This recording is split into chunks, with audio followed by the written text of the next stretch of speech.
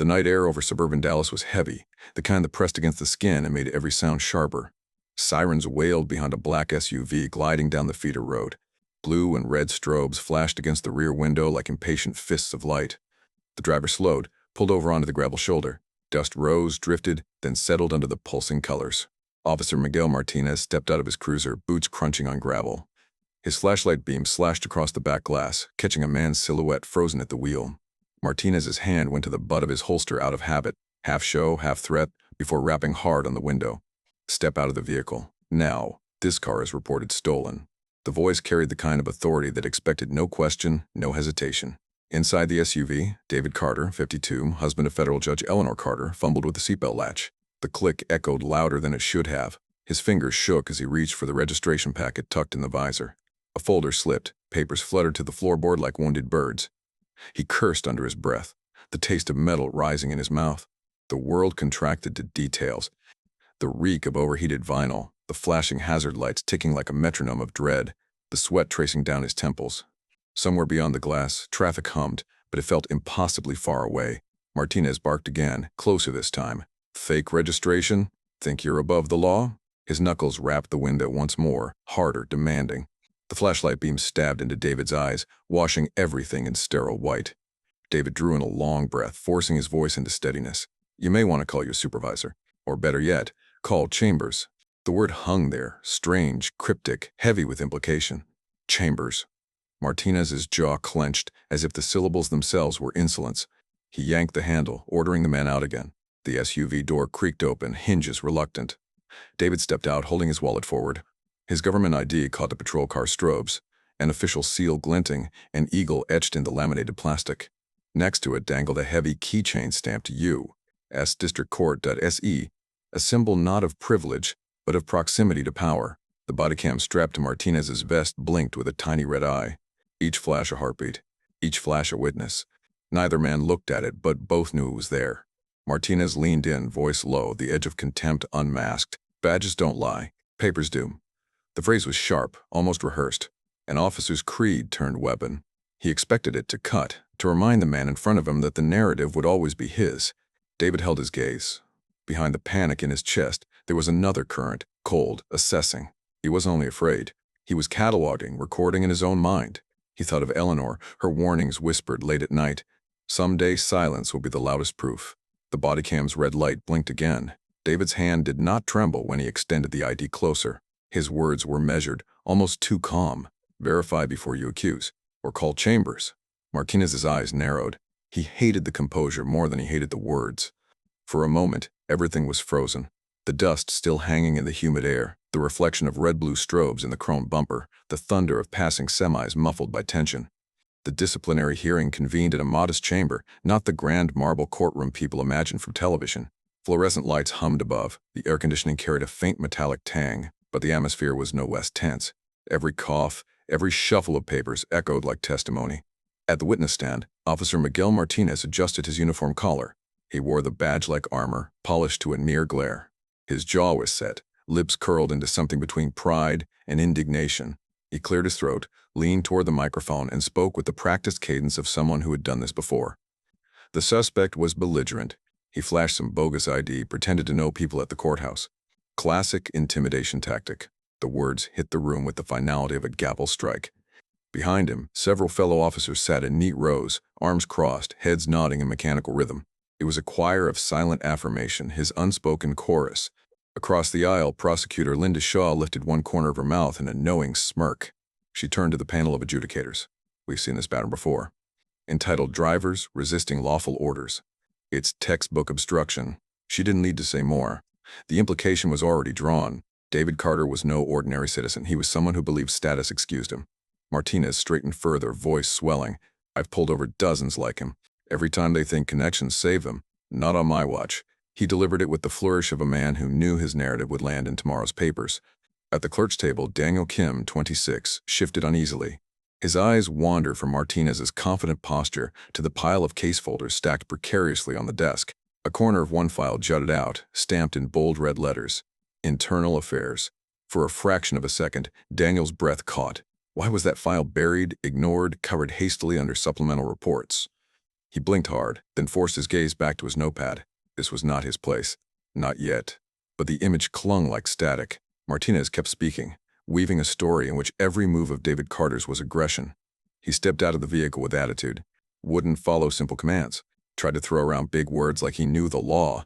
The panel members scribbled notes, brows furrowed. To them, the picture forming was one they had seen too often. Privileged man, dangerous arrogance, officer keeping order. David sat silent at the defense table, hands folded neatly. He did not fidget, did not interrupt. His face was still, eyes dark with calculation. He was listening, storing each embellishment like a bead on a string. To an untrained eye, his composure might read as guilt. To anyone who looked longer, it was something else, a witness gathering ammunition. Martinez leaned in, savoring the next line. Badges don't lie. Papers do. It was delivered with flourish, almost theatrical. The kind of phrase that demanded to be quoted in minutes or headlines. Several officers in the back row nodded firmly, as though the slogan itself were gospel. Daniel's pen hovered, unwilling to write it down. The phrase rang wrong, too absolute, too self-congratulatory. He remembered training manuals saying the opposite, that documents outlast testimony, that paper protects truth. But no one else flinched. Not the prosecutor, who smiled wider. Not the panelists, who merely scribbled again. As Martinez continued, he inflated his resume. In 15 years, I've maintained a spotless record. No sustained complaints. Multiple commendations for integrity. When I say that man tried to intimidate me with fake credentials, I mean it. The bravado sat like smoke, thick and unbreathable. Daniel's eyes flicked again toward the half-buried file. The red internal affairs stamp glared like a wound under gauze. He swallowed, the urge to raise a hand tightening his throat. But fear pressed harder. Fear of reprisal, of career suicide. Silence, for now, was survival. The prosecutor rose, pacing slowly as if to emphasize Martinez's words. Officer Martinez acted with restraint under provocation. We've all seen the pattern suspects claiming false identities, throwing names, pretending immunity. This isn't about law. This is about basic respect for authority. The language was careful, laced with cultural weight. Respect for authority resonated with those who had built careers believing obedience was safety. David remained stone still. Only his eyes moved, following Martinez, Shaw, the panel. Watching, calculating. One panelist, older and weary, finally asked, "Officer, you're certain the vehicle was stolen?" Martinez answered with zero hesitation. Positive. Dispatch flagged it. The certainty was almost too clean, too quick. Daniel's stomach knotted. He had seen the DMV logs. Something didn't match. He tapped his pen against the table once, twice, then froze. Martinez pressed on, voice lowering, intimate. The suspect wasn't scared, he was arrogant. That's the difference. You can always tell. He thought dropping the word Chambers would make me back down. Laughter rippled softly from a few officers in the back row. It sounded rehearsed, like laugh tracks cued on command. David inhaled, exhaled, eyes narrowing. He did not rise. Not yet. He let the words layer, let them pile high like brittle branches. He knew one spark would reduce them all. The room leaned toward Martinez's story. His certainty was infectious, his swagger disguised as credibility. For now, he held the room. But in the quiet corner of the clerk's desk, a young man's conscience stirred. Daniel's pen finally scribbled 3 words at the margin of his notes, barely legible, almost guilty. Check the logs. Martinez adjusted his tie, shoulders back, eyes blazing with self-importance. This is what I do. I stop crime before it spills into your neighborhoods. I don't bend, not for rank, not for robes, not for names. That night was no different. Every syllable built the wall higher, brick upon brick, but hidden in the mortar were cracks files ignored, records buried, contradictions whispered only in the mind of one clerk, and the silent memory of the man being accused. David's gaze lifted, finally locking with Martinez's across the courtroom. It was not anger that lived there. It was something heavier, quieter, a promise. The promise that lies, no matter how loud, will face their reckoning. The chamber buzzed with low whispers after Officer Martinez finished his performance. The air felt heavier, almost scripted, as if the verdict had already been sealed. David Carter had sat still through every accusation, hands folded, eyes unmoving. The silence had been interpreted as guilt, or worse, arrogance. But when the chair of the disciplinary panel finally turned and said, "Mr. Stock, Carter, you may respond," the room shifted. David rose slowly, smoothing his tie with deliberate care. He didn't glance at Martinez or at the officers smirking in the back row. He looked only at the panel. His voice, when it came, was controlled, clipped, each word deliberate. The Fourth Amendment protects citizens from unlawful search and seizure. I invoked no privilege. I simply asked for verification. The officer refused. The room stiffened. It was not the voice of a nervous civilian. It was the voice of someone trained in the language of law, each word a scalpel. He lifted a small folder from the table, handed it to the clerk. "This is a motion for a preservation order. I am requesting that the entire body cam footage be preserved, unaltered, and submitted into record." The panel members exchanged glances. Preservation orders were the language of lawyers, not ordinary citizens. Linda Shaw's smirk faltered. A prosecutor's reflex had twitched, because she knew exactly what such a motion implied. David wasn't just defending himself. He was building a record. Martinez slammed a palm on the table, rising half out of his chair. "He's twisting the law to sound innocent. This is just theatrics." David didn't so much as blink. He adjusted his tie again, breath steady. "The Constitution is not theater, officer. It's binding law." The words landed with surgical precision. A few panel members leaned back, suddenly aware they weren't watching a flustered defendant but a man dissecting the narrative before them. Shaw cleared her throat, trying to cut in. "The suspect." David's gaze flicked toward her, calm but unyielding. "Counselor, I was not a suspect until Officer Martinez fabricated suspicion.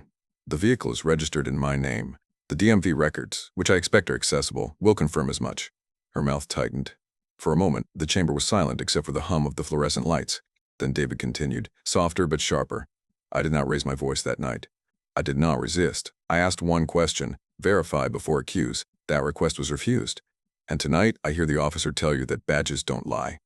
He paused, letting the phrase hang in the air, the arrogance of it echoing back into the room. "Badges may shine, but it is paper records, laws that endure." The panelists scribbled faster. Martinez's face flushed crimson. Inside David's mind, a memory replayed. Years ago, he had sat in a courthouse gallery when a fellow judge, Eleanor's mentor, was accused of reckless driving. The officer swore the man had threatened him, had brandished influence. The press devoured it. Only months later, buried evidence revealed the lie. But by then, the judge's career was in ruins. David had watched Eleanor weep in their kitchen over that betrayal of law.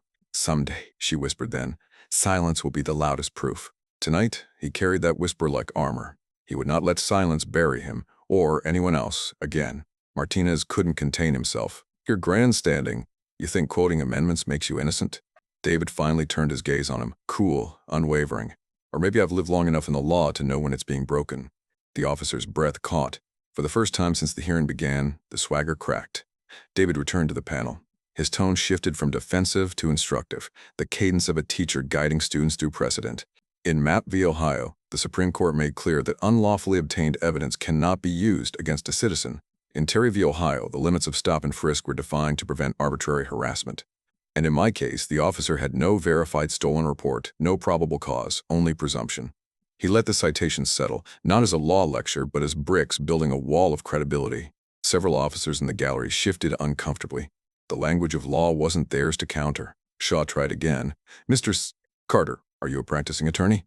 David tilted his head, a shadow of a smile flickering but gone before it reached his eyes. "Counselor, I've practiced law long enough to know that your question is designed to discredit rather than engage.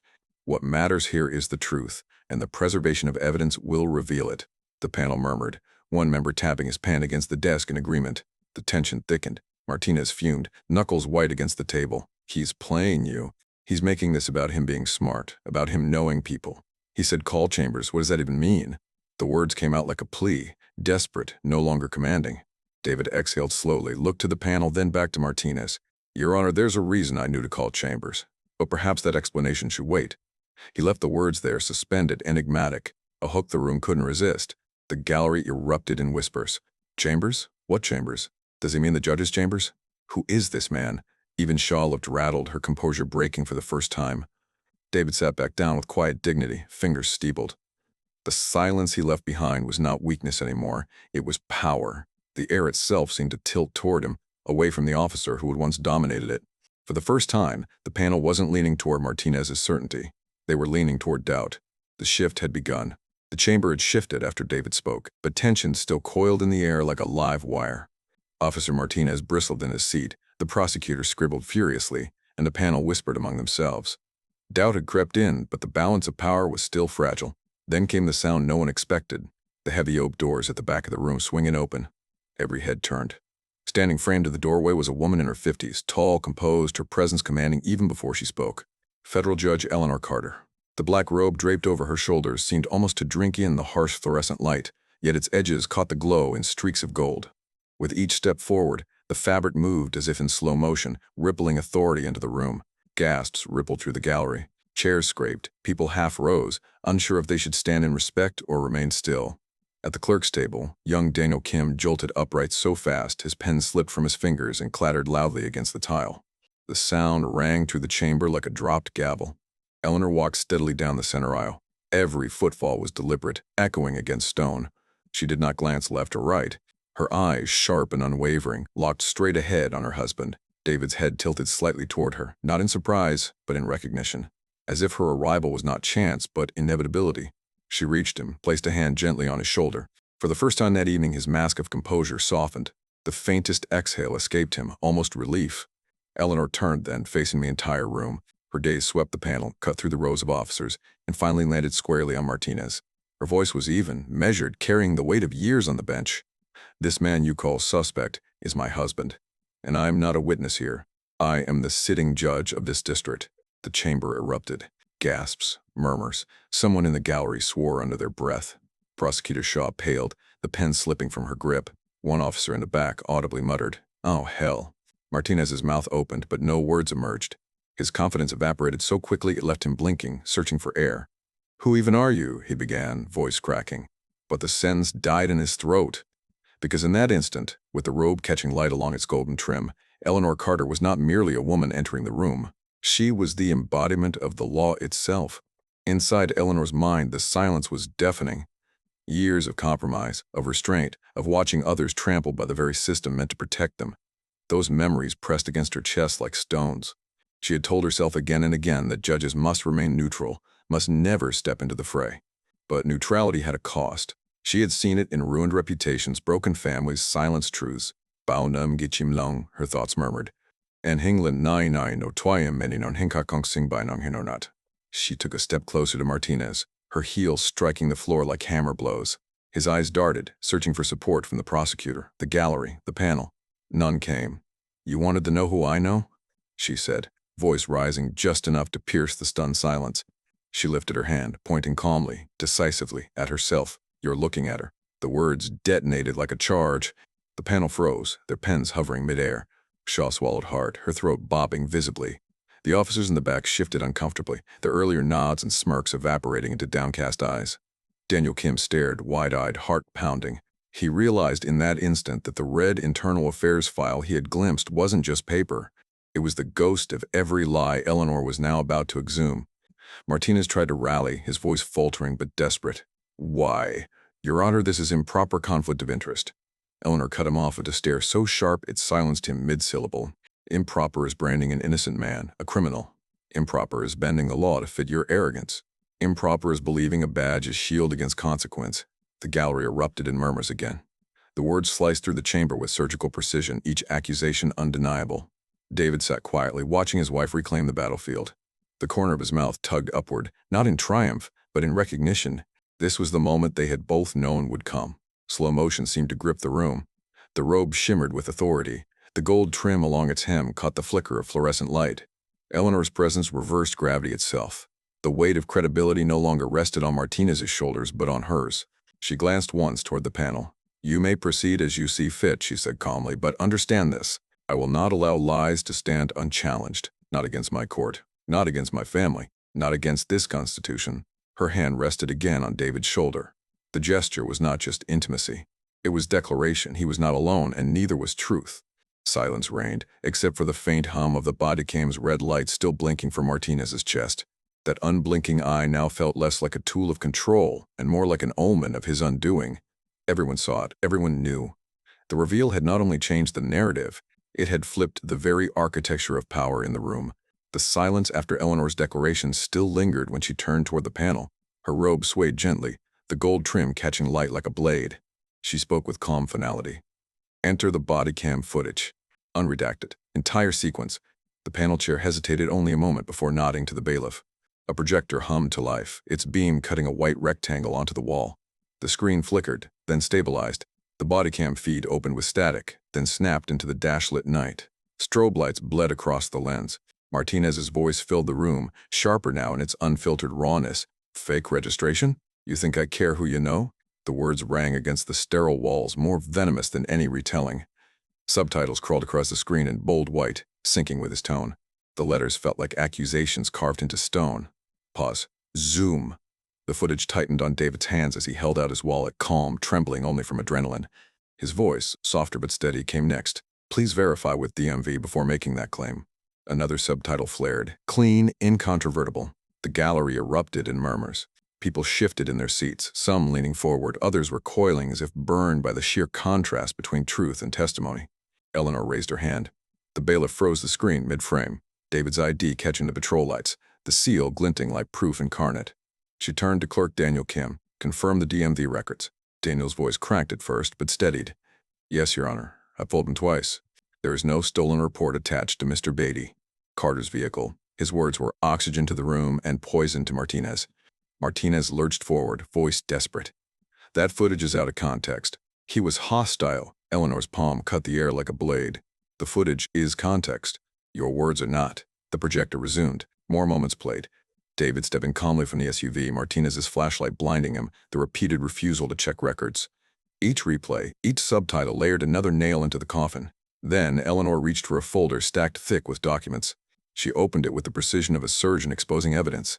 Officer Martinez has 14 excessive force complaints in the last 5 years. 14! Gasps. She flipped a page, her tone steady, surgical. 92% dismissed without investigation. Not coincidence. Pattern? She lifted her gaze, meeting the panel squarely. This is not anomaly. This is routine. A shield of dismissal built around misconduct? Martinez's hand shook against the table. A bead of sweat traced down his temple. His earlier swagger collapsed into the tremor of a man cornered. Prosecutor Shaw looked down, shuffling papers as though hoping they would swallow her. She did not raise her eyes. The gallery buzzed, rumbles of disbelief growing louder. Eleanor slammed the file closed, the crack of cardboard against wood reverberating like thunder. These numbers are not data points. They are lives interrupted, reputations destroyed. Justice is not roulette. Her words echoed, each syllable slicing clean. Martinez finally broke. You don't understand the streets. You don't know what it takes? Eleanor's gaze snapped to him, steady as granite. I swore an oath to interpret the law. You swore an oath to serve it. Every lie you spoke tonight was perjury, not just to this court, but to your badge. The line landed like a gavel strike. Officers in the back row shifted, some staring at the floor, others at Martinez with visible disgust. The badge on his chest gleamed in the body cam's reflection, suddenly less symbol of honor than emblem of betrayal. Eleanor ordered the bailiff to rewind the footage, playing Martinez's phrases against his testimony. Each contradiction flashed on screen with damning clarity. Sock, Martinez on stand. He was belligerent, raised his voice. Chapper body cam replay. David's calm tone, steady and precise. For Martinez on stand, he refused to comply. Shafe, body cam replay. David stepping out, hands visible, no resistance. Martinez on stand, he waved a fake ID. Fide, body cam replay. The government seal, irrefutable. Every cut, every replay, every subtitle tightened the noose. The panel whispered among themselves, "Oh!" The weight of doubt shifted into certainty. Martinez's certainty unraveling, David's credibility solidifying. Eleanor pressed forward. Officer Martinez, 14 complaints. 92% dismissed. Tonight, your testimony collapses against your own camera. Do you deny the footage? Do you deny your words? Martinez's mouth opened, closed, opened again. The silence was louder than confession. Daniel Kim, trembling but emboldened, spoke without permission. Your Honor, the internal affairs file, should it be admitted? All eyes snapped to him. Eleanor's brow arched, but her voice was calm. Bring it forward. Daniel slid the thick folder across the desk, the red stamp screaming, Internal Affairs, as it landed before the panel. Pages inside told of patterns, other drivers, other nights, other fabricated narratives. Complaints buried, lives upended. The panelists turned pages with widening eyes. Eleanor's voice softened, not in weakness, but in weight. How many more stories buried because silence was easier? How many more lives measured in percentages, written off as coincidence? She paused, letting the gallery feel the gravity. Then, with steel returning, this is not a trial of character. It is a trial of evidence. And the evidence convicts the liar, not the accused. Martinez dropped his gaze to the floor. His hands no longer clenched in defiance, they trembled in defeat. The badge on his chest looked heavy, like a chain dragging him down. The gallery surged with whispers, some voices indignant, others vindicated. I knew it. 14 complaints? How did he stay on the force? Prosecutor Shaw finally rose, her face pale. I have nothing further to offer at this time. Her words were surrender disguised as neutrality. Eleanor leaned forward, her hand resting on the stack of damning files. She looked not at Martinez but at the panel, and beyond them, into the conscience of the room. Truth requires no performance. It requires only light. Tonight, that light came not from testimony, but from a lens strapped to a chest and numbers long ignored. Her gaze flicked once more to Martinez. And when the light turned red, it did not record arrogance. It recorded evidence. The body cam's blinking eye replayed one last time on the screen, its pulse steady, impartial, eternal. By the time the projector clicked off, the chamber felt transformed. What had begun as Martinez's theater ended as his indictment. The lie had not merely been questioned. It had been obliterated by his own words, his own record, his own badge. And in the silence that followed, every person in the room knew there was no going back. The chamber was already electrified from the collapse of Martinez's story. Yet Eleanor Carter did not stop. She adjusted the robe across her shoulders, the black fabric now less garment than banner, and took one deliberate step toward the panel. Her voice was calm but carried through the room with resonance. This is not an isolated incident.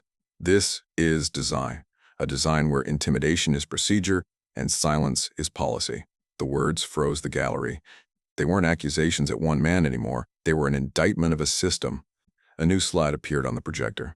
Letters blazed across the white screen in crimson font. 3,200 complaints filed in 10 years. The number filled the wall, dwarfing the people in the room. Murmurs rippled. No one had seen it visualized like this. The slide shifted. 71% dis-ins. The word dissonance slammed onto the screen in bold red, each letter thudding like a stamp. The gallery gasped. Then, another shift. 48 million settlements and judgments. The figure appeared as if printed on a massive invoice, the kind mailed to taxpayers. The number hung in the air like a bill demanding payment from every citizen in the county. Eleanor gestured toward the figures. These are not coincidences. These are patterns. This is not misconduct. This is infrastructure. The phrase struck like thunder. Officers in the back row stirred, some lowering their eyes, others exchanging guilty glances. From the gallery, a woman rose, clutching a worn photograph of a teenage boy. Her voice cracked through tears. They called my boy a thief, too. He was 17. He never came home. The room went silent. Even Martinez dared not speak. A young man in a gray suit stood at the edge of the room. His voice was steadier, though his hands trembled. I spent 2 years in prison for a car that wasn't stolen. Seeing this case, I know I was not alone. He held up a folded letter, sealed and smudged, testimony on paper where no courtroom had listened. Eleanor nodded slowly, acknowledging both. These voices are not outliers. They are the rule. For every case exposed, there are dozens buried. For every mother crying in public, 10 more cry alone in kitchens. She turned back to the screen. 3,200 complaints. That is not a list of problems. That is a map of silence, a map of power, unchecked. The slide behind her shifted again, this time to stark percentages. 42% of complaints alleged racial profiling. 59% involved traffic stops. Only 3% resulted in discipline. The figures stacked one after another like accusations. Daniel Kim, still seated at the clerk's table, felt his throat tighten. His pen scrawled across the margin of his notes without him meaning to. This is not data, this is blood. He remembered training days when instructors warned them to support the department first, question later. Tonight he saw the cost of that culture written in numbers and tears. Eleanor's tone shifted, softer but resolute. This is no longer about me. This is about us. About every voice told to shut up and comply. About every driver pulled over with fear. Every family broken by lies. She paced once, slow, deliberate. The Department of Justice Civil Rights Division has stepped into cities where patterns like this emerged. Ferguson, Baltimore, Cleveland. Each time, they called it what it is. Systemic violation. Each time, they imposed consent decrees. Each time, change began only when silence cracked. The mention of federal oversight sent another murmur through the chamber. Consent decree. Those words were heavy, reshaping institutions, rewriting policies. She gestured toward Martinez, not with anger, but with something sharper. Pity sharpened into judgment. One officer lies, and a man is branded a criminal. But one system protects that officer, and entire communities are branded guilty by default. Her eyes swept the gallery again. This is not about a stolen car. This is about stolen trust.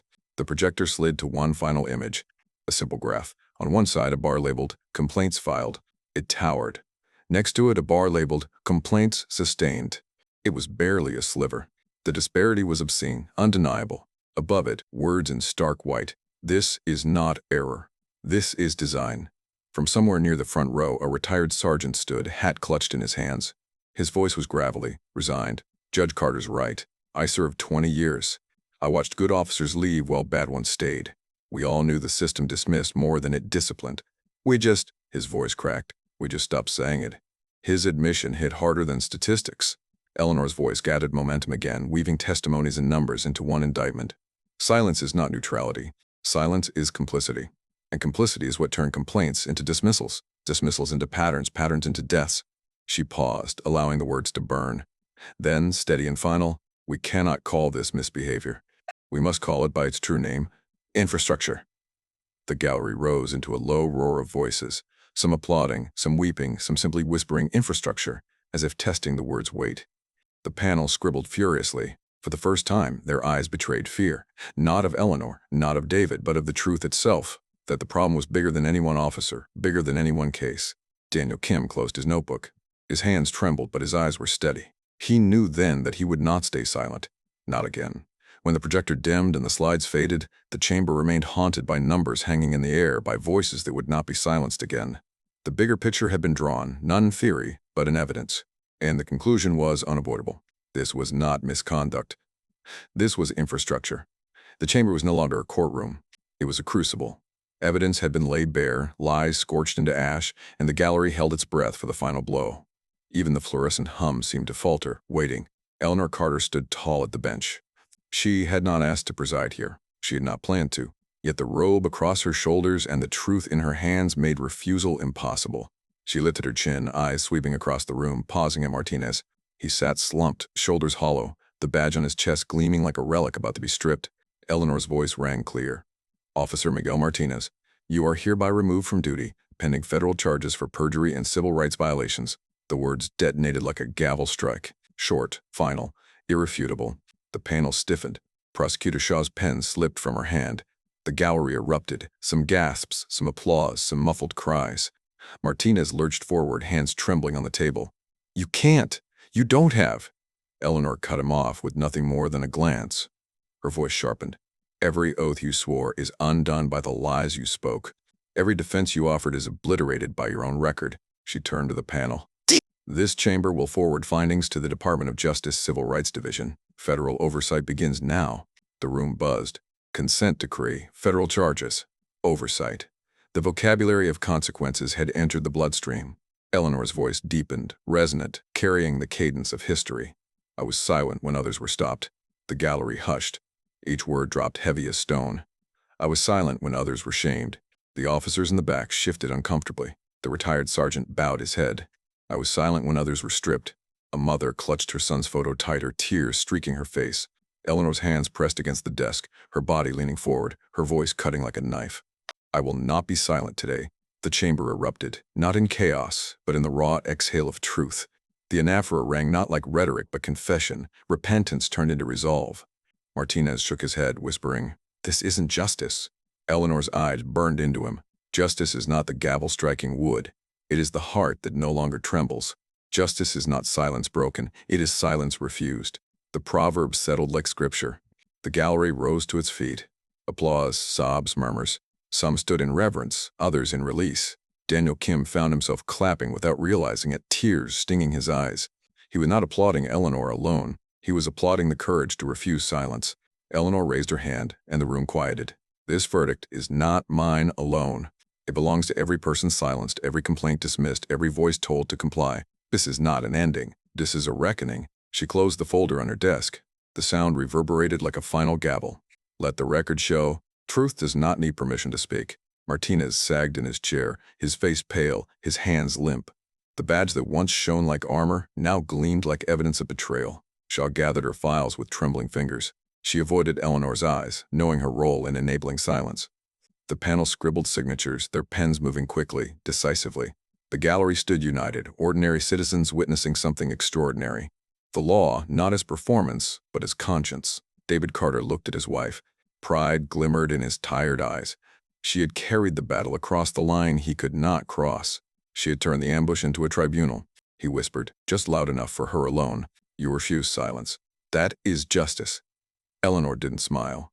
Justice was not triumph. Justice was necessity. But for the first time that night, she exhaled with release. The bailiff's voice echoed. Court adjourned. But everyone in the room knew it was more than adjournment. It was a sentence, a warning, and a beginning. The verdict did not end in the chamber. Its shockwaves rippled outward, touching lives far beyond the walls of that courthouse. The once proud officer left the hearing stripped of illusion. His badge was surrendered, his name branded forever with the scarlet word, perjury. The record followed him like a shadow, engraved not in whispers, but in ink. No longer a guardian of the streets, he became an example, one etched into training manuals, law school lectures, and dinner table warnings. Neighbors who once waved now crossed the street. Former colleagues who once nodded now looked away. His swagger had curdled into silence, a silence not chosen but imposed. The police department did not escape unscathed. Federal monitors arrived within weeks. The consent decree was signed in solemn ink, binding the agency to reforms it could not dodge. Body cams would no longer be optional tools but compulsory witnesses. Internal affairs, once a graveyard for complaints, was rebuilt with civilian oversight. Training manuals were rewritten, not with slogans but with accountability. Every officer now heard the echo of Eleanor's words in briefing rooms. Justice is not roulette. For Clerk Daniel Kim, the night was transformation. He sat at his desk days later, pen in hand, trying to capture what he had seen. The words spilled into his journal before he could stop them. The day I saw a robe weigh heavier than a badge, I chose my future. The weeks later, he mailed a letter to Judge Carter. That day, your courage made me choose law, civil rights law. I will not be silent. Eleanor held the letter in her hands, her throat tightening. She had spoken for justice, but here was proof that justice had spoken back. In the courthouse lobby, weeks after the verdict, a man approached David Carter. His hands were calloused, his posture humble, but his eyes brimmed with fierce gratitude. Your fight gave me back my name, he said simply. He explained he had once been imprisoned for a car theft that never happened, his pleas ignored, his record ruined. Eleanor's ruling had cracked open old files, and his conviction was finally overturned. David grasped his hand firmly. No words could add to the weight of that moment. Two men, strangers bound by injustice, now tethered by vindication. One morning after court adjourned, a boy no older than 15 lingered by the hallway. His sneakers squeaked against the marble as he shuffled forward, clutching a thin folder of dismissed charges.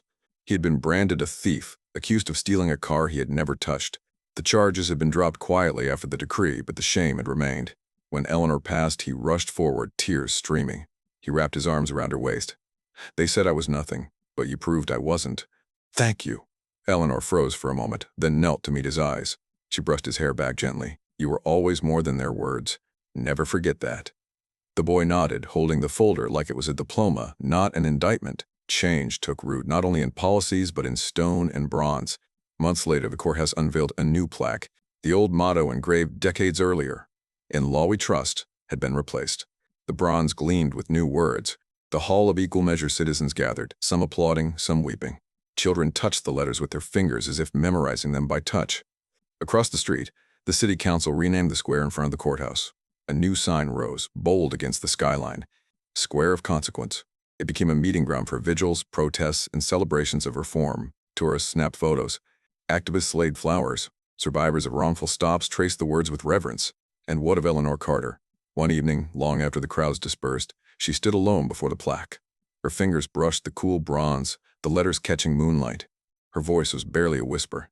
I won, but the scars remain. Perhaps justice is never clean, but it must be fought for. The words dissolved into the night, unheard by anyone but the wind. David approached, slipping his hand into hers. He said nothing, only stood beside her. Together they stared at the words carved in permanence, knowing permanence was always fragile. The aftermath was not universal celebration. Some muttered that Eleanor had overstepped. Others feared reforms would cripple policing. But for every critic, there were 10 who felt emboldened. Complaints once whispered in kitchens were filed openly. Lawyers cited the Carter precedent in motions across the state.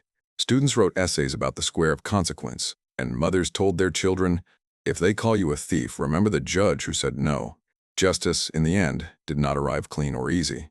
It arrived scarred, contested, fought for. But it arrived. And in the shadow of the courthouse where silence had once ruled, the echoes of truth rang louder than the sirens that began it all. The courthouse steps glistened under floodlights. Reporters pressed forward, microphones extended like bayonets, cameras blinking in relentless rhythm. The air carried the scent of rain on concrete, the weight of history in the making. When the heavy oak doors opened, the crowd surged. Judge Eleanor Carter emerged, her robe trailing behind her like a banner torn from the battlefield. David walked a step behind, silent, steady, his presence both shield and anchor. Flashbulbs exploded, white heat searing the night. Eleanor paused at the podium, the chaos folding into silence, as if the crowd itself recognized the gravity of what was about to be spoken. Her voice, measured but unflinching, cut through the air. Silence only feeds injustice. Lies kill faster than fists. Share this story so no citizen is ever branded a thief by arrogance again. The flashes intensified. Cameras clicked in feverish cadence, as if trying to immortalize each word. She scanned the sea of lenses, then fixed her gaze on one camera directly in front of her, and in that moment she pierced the invisible wall. If you're watching this, maybe you've been pulled over, shamed, or silenced. Hear me. The law sees you. Share this story. The words were no longer for the crowd before her, but for the unseen millions beyond, for living rooms and phones and classrooms, for anyone who had ever swallowed anger at a traffic stop or a false accusation. The press erupted with shouted questions. Judge Carter, do you fear retaliation? What does this mean for other officers? H, do you believe the DOJ will intervene? Guy. Eleanor raised a hand. Calm returned. If you've ever been told to comply and be quiet, know this. Silence was their weapon. Justice is yours. The line landed like a charge, scribbled into notebooks, tweeted before the echo faded, etched instantly into the lexicon of protest. She straightened, her robe catching the floodlights. Actions have consequences. And today, consequence wore a badge, and it was stripped away. The crowd gasped, then roared, a tide of voices crashing into affirmation. Reporters shouted, activists cheered, bystanders wept. But Eleanor's eyes stayed locked on the camera lens. One final line, delivered not as judge or wife, but as citizen. Actions have consequences, and today, consequence was caught on camera. The words lingered, echoing beyond the steps, beyond the city, carried by screens and speakers across the nation. They would become a chant, a headline, a banner. And as Eleanor turned from the podium, hand clasping David's, the call to purpose remained hanging in the air, undeniable, unforgettable. Share this story, so those once silenced can finally be seen.